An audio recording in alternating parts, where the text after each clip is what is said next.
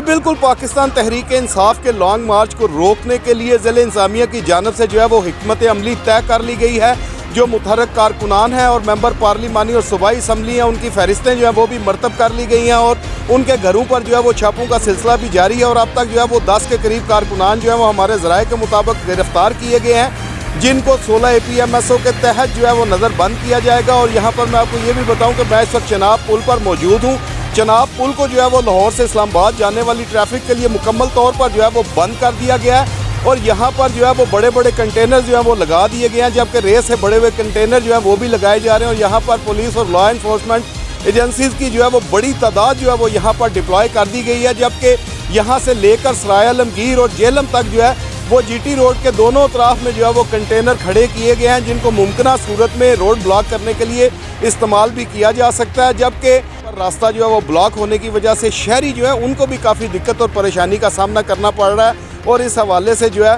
वो यहाँ पर मुकम्मल तौर पर जो है इन रास्तों को बंद किया जा रहा है। जी।